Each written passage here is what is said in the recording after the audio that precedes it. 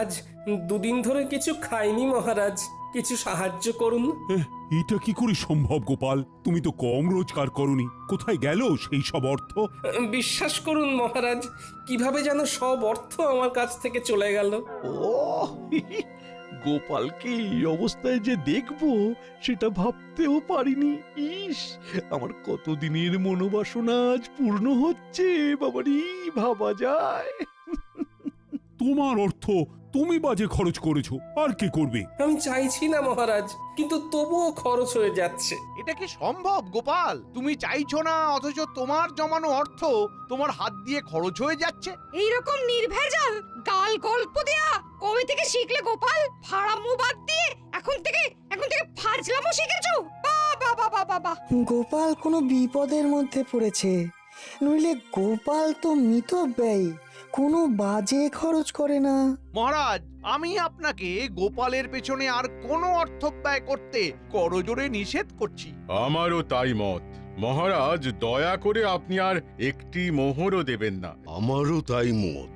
গোপালকে আর কোনো অর্থ দেওয়া মানে ফসে ঘি ঢালা। কি হে বিজ্ঞানী, তোমার কি মত? আমার একটাই কথা বলার আছে মহারাজ, গোপাল তো মিতব্যয়ী, ও কোনো বাজে খরচ করে না।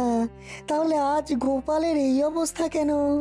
গোপালের জীবনে কি এমন ঘটনা ঘটলো যাতে গোপাল এই অবস্থায় নেমে এলো? মতিভ্রম বলে একটা কথা আছে, জানো তো বিজ্ঞানী? দূর করে দিন মহারাজ, দূর করে দিন। যাও গোপাল যাও, তুমি বরং বাড়ি যাও, আবার তোমার পুরনো ব্যবসা নিয়ে হাটে মাঠে বসো। আমি আর তোমাকে কোনো সাহায্য করতে পারবো না। যাও, আর দাঁড়িয়ে থেকো না। তাহলে আপনি আর সাহায্য করবেন না? না গোপাল, আমার সব সভাসদেরাই তোমাকে সাহায্য করার বিরুদ্ধে। আমি তাদের বিরুদ্ধে গিয়ে তোমাকে তো সাহায্য করতে পারবো না। আপদ গেল। দিদি দিদি গো, এইটুকু নাও, কিছুদিন চালাও, এর মধ্যে দেখবে গোপাল দাদা ঠিক দাঁড়িয়ে যাবে। এই মোহর কটা রাখো, কাজে দেবে। কোথা থেকে কি হলো? কিচ্ছু বুঝতে পারছি না পুটির মা। একটা মানুষ রাতারাতি এইরকম ভাবে বদলে যায়। দিদা, আমি বলছি দেখো, গোপাল দাদু আবার ঠিক আগের মতো হয়ে যাবে। গোপাল দাদুকে দেখে আমাদের খুব কষ্ট হচ্ছে দিদা। সেই দিন দেখি ঢিল মেরে গাছ থেকে আম পেড়ে খাচ্ছে, আমাদের দিকে চোখ পড়তেই বলে খুব খিদে পেয়েছে তাই খাচ্ছি। ইস, এই দিনটাও দেখতে হচ্ছে আমায়। দিদি, গোপাল দাদা এখন কোথায়? রাজসভায় গেছে, দেখা যাক মহারাজ কিছু সাহায্য করতে পারেন কিনা।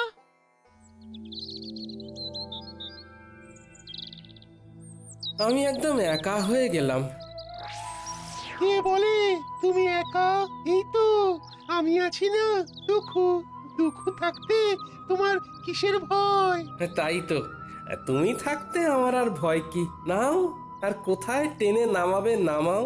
এই তো সব সময় মিথ্যে বলছো। আমি শুধু তোমাকে টেনে নামাচ্ছি, হ্যাঁ, কাজের খবর দিচ্ছি না। ওই তো কাজের খবর আসছে, ওই বটা আর ঘটা তোমাকে কাজ দেবে। কি গোপাল? তুই আমার নাম ধরে ডাকছিস? নাম ধরে ডাকছে বলে কি এমন মহাভারত অশুদ্ধ হচ্ছে শুনি? হ্যাঁ, শোনো, সেই দিন গেছে, হ্যাঁ, আর তুমি এখন একটা সাধারণ লোক। তোমার সম্মান প্রতিপত্তি সব চলে গেছে, দয়ায় বেঁচে আছো। একটা কাজ করবে, আমাদের বাড়ির চারপাশটায় কাল ভালো করে জঙ্গল সাফ করে দিলে দুটো মোহর পাবে। বলো করবে কিনা বলো? বলে দাও করবে। করব। তাহলে কাল সকালে ভোর ভোর চলে এসো, খাবার নিয়ে আসবে, খোরাকি দিতে পারবো না। কি গোপাল, ঠিক আছে তো? এই কাজটা ভালো করে করলে তোমাকে আবার একটা কাজ দেব, ঠিক আছে? আরে সেলাম করো, বলো ঠিক আছে প্রভু, বলো ঠিক আছে প্রভু।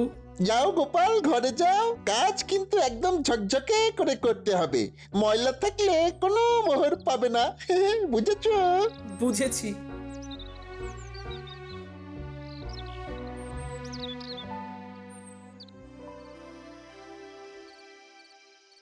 মহারাজ, এ কি শুনছি? কি শুনলে